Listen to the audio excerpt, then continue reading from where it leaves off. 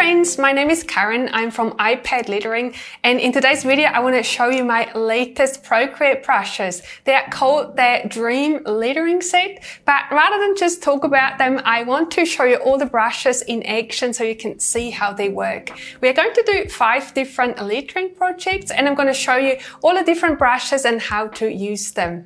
And with the holiday season coming up, you will most likely want to create your own greeting cards or lettering art or any type of handmade gift to give away.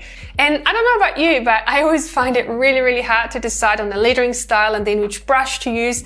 And it's not like I don't have enough brushes. It's more like the opposite. I have so many brushes to choose from. And that's why I've decided to create my Dream Lettering brush set. It's a brand new set of only 6 brushes, but they will cover 99% of all your lettering projects. Each brush is made completely from scratch using all my learnings and experience from the last 6 years of making Procreate brushes. Alright, so now let's get started. We're going to start with that cute lettering brush. This brush is only a little bit pressure sensitive, and it's also got a slight texture on it as well. And this is the brush that I use for block letters, doodles, and also all the animations that I make for my YouTube channel that you sometimes see floating around here as well. And it also looks really nice when you use a black background and then write white on it. So we're going to change that background to black, and we're going to choose the white color to write. So we're just going to write Happy Holidays here in block letters. So that's just uppercase letters. And then we're also going to make a line here underneath. And so the nice thing about this brush is that if you put more pressure on the brush, it creates a thicker line. But then if you don't like it so much, you can also use less pressure and make a finer line. And I find this quite handy for a doodle brush because it means I don't have to change the brush size and I can just keep painting or keep writing like this. And so now we're just going to create some little doodles here, some Christmas balls maybe. We can just make them sort of a different size and a different length, and then we're going to create a little bit of a pattern here as well.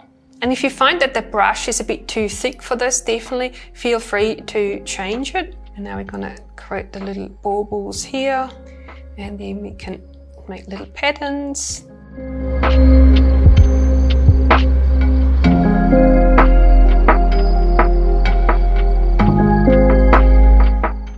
So this is our first project done already. So this is a super cute lettering piece for your greeting cards, and it works really nicely on the black background with white, and of course it works the other way as well. And then next up we are going to look at a couple of the modern lettering brushes. There's 2 of them. There's the modern lettering brush, and then there's also the lettering darling brush. And I'm going to show you what they look like first. We're going to test the pressure sensitivity to start with. This is the lettering darling brush, and I'm just going to write an A here as well. And then we are going to compare it to the modern lettering brush. So we're going to write a squiggle, and then we're also going to write the letter A.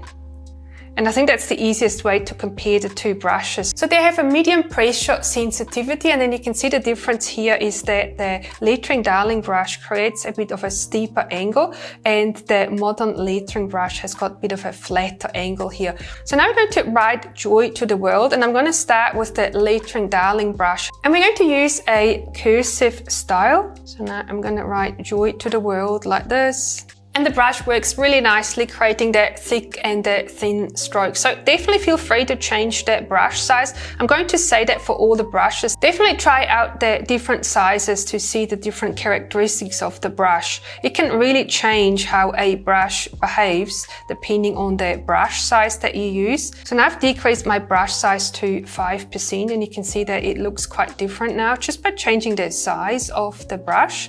So you might prefer a slightly thinner style, and then definitely decrease the size of the brush.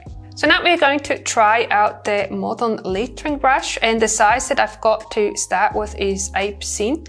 And so for this brush, I recommend to use a more upright style. We're also going to add a little bit of a bounce. So now I'm not writing all the letters on the same lines. I'm going to vary the lines a little bit as well. And I'm going to also make the thin and the thick strokes vary quite a lot between the different letters. That can look really nice as well and look really nice and modern. And again, if you would like to try different brush sizes, I very much recommend that you do that as well. You can see the brush behaves quite differently at different sizes. So the style that you can achieve definitely depends on the brush size as well. I have started this with the 8% size. All right, and then next up we have the traditional calligraphy style brush. And the first thing that you will notice is that this brush is a lot more pressure sensitive. So the difference between the thick and the thin strokes is quite a lot more pronounced.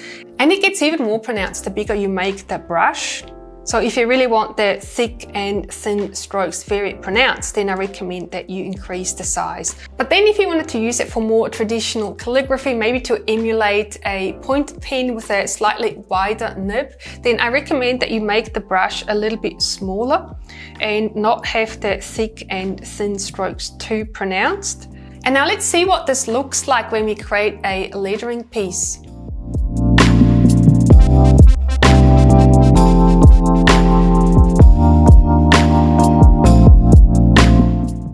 And this is what the finished piece looks like using this brush. You can see it really creates beautiful thin and thick strokes, and you can create beautiful traditional calligraphy pieces with this brush. And then next up we're going to look at a similar brush, but it's slightly more modern and it's a little bit more fine-grained as well. You can think of it like a fountain pen with quite a thin nib, and this brush is called Love Letters. And the reason why I called it Love Letters is because I imagine this is the type of pen you would use to write a letter to a loved one. So let's see what this brush looks like.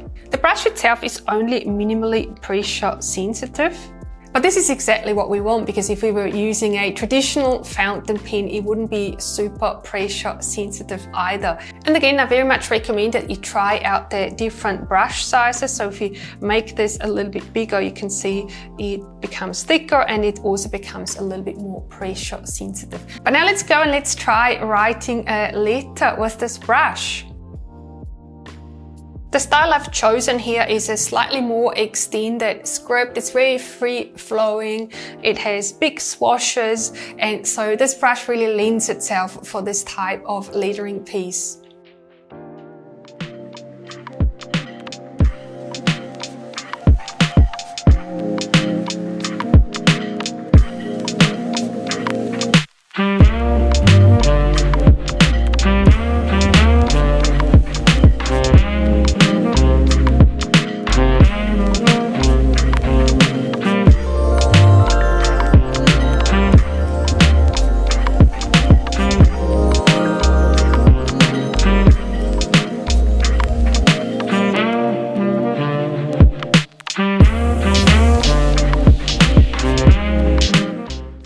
This is what the finished piece looks like. So I've used the Love Letters brush to write the letter, and then for the ink splatters, I'm going to show you another brush that's part of this brush set in a second that I've used to make these splatters, and then just a little bit of a watercolor wash in the background as well. All right, and now we are getting to the last brush in the set, which is the Inky Fountain pen. And this is such a fun brush to use. I wanted to keep it until the end because I really like using this brush. This is probably one of my favorites of the whole brush set, just because it's so much fun to use. And there's not really any right or wrong about how to use this brush. So this creates really irregular brush strokes, and no two strokes look the same. But that's really the appeal of this brush. You probably don't want to use it to write whole letters with it. This is more a brush to use for headings, maybe for names or really short phrases, but it's so much fun to use. And I recommend that you use it for little cheeky greetings, because it really emphasizes the cheekiness of the words that you write.